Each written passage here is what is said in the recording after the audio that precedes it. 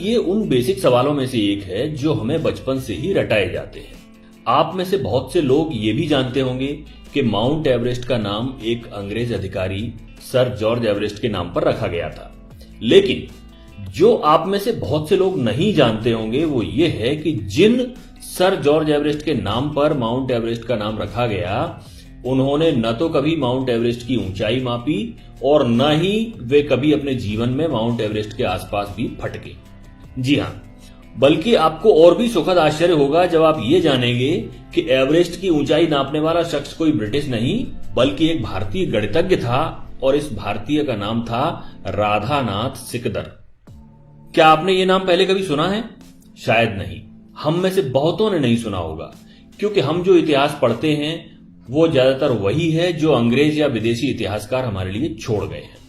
राधानाथ सिकदर भारत की उन अनेकों अल्पज्ञात महान विभूतियों में से एक है जिन्हें इतिहास में वह स्थान नहीं मिला जो मिलना चाहिए था। जहां तक जॉर्ज एवरेस्ट के माउंट एवरेस्ट से संबंध का प्रश्न है तो यह कहना गलत नहीं होगा कि उनके जीवन की सबसे बड़ी उपलब्धि यही थी कि उन्होंने राधानाथ सिकदर को खोज निकाला था। दरअसल 19वीं सदी की शुरुआत में अंग्रेजों ने भारत का मानचित्र तैयार करने के उद्देश्य से पूरे देश का एक त्रिकोणमितीय सर्वेक्षण का प्रोजेक्ट आरंभ किया था।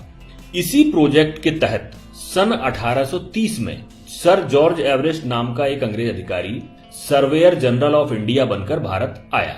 भारत आने के बाद जॉर्ज एवरेस्ट ने एक ऐसे व्यक्ति की खोज शुरू की जो स्फेरिकल ट्रिग्नोमेट्री में विशेषज्ञ हो। तब उनके एक शिक्षक मित्र ने उन्हें कोलकाता के एक युवा छात्र राधानाथ सिकदर का नाम सुझाया, जिसने अपनी गणितीय प्रतिभा से अपने शिक्षकों को कायल कर रखा था। फिर क्या था, सर जॉर्ज एवरेस्ट ने राधानाथ सिकदर को अपने विभाग में कंप्यूटर के पद पर नौकरी पर रख लिया। उस समय आज की तरह कंप्यूटिंग का काम कंप्यूटर मशीनों से नहीं बल्कि इंसान कंप्यूटरों से कराया जाता था, जो कागजों पर प्राप्त डेटा को कंप्यूट करते थे। राधानाथ सिकदर बेहद मेहनती और प्रतिभाशाली इंसान थे, जिसके कारण सर जॉर्ज एवरेस्ट उनसे काफी प्रभावित रहते थे। फिर आया साल 1843, जब जॉर्ज एवरेस्ट रिटायर हो गए और उनके स्थान पर नए सर्वेयर जनरल बने कर्नल एंड्रयू स्कॉट वॉ। अब ध्यान रहे, अब तक माउंट एवरेस्ट, जिसे उस समय पीक एक्सवी के नाम से जाना जाता था, की ऊंचाई नापने का काम शुरू नहीं हुआ था। ये तो कर्नल एंड्रयू स्कॉट वॉ थे जिन्होंने राधानाथ को पीक एक्सवी की ऊंचाई मापने का काम सौंपा। राधानाथ अपने काम में जी जान से लग गए और सालों की कड़ी मेहनत के बाद आखिर 1852 में पीक एक्सवी की ऊंचाई बताने में सफल हुए। उन्होंने बताया कि इसकी ऊंचाई 29,002 फीट है, जो दुनिया में ज्ञात सभी पर्वत चोटियों से ज्यादा है।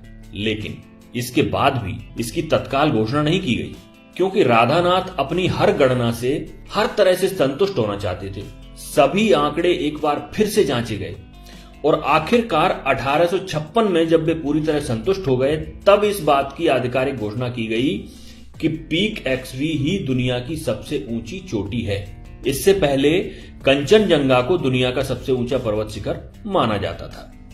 खैर, अब बारी आई पीक एक्सवी का नाम रखने की। अगर भारत उस समय आजाद होता तो बहुत संभव था कि उसका नाम माउंट सिकदर या माउंट राधानाथ रखा गया होता, लेकिन उस समय तो हुकूमत अंग्रेजों की थी।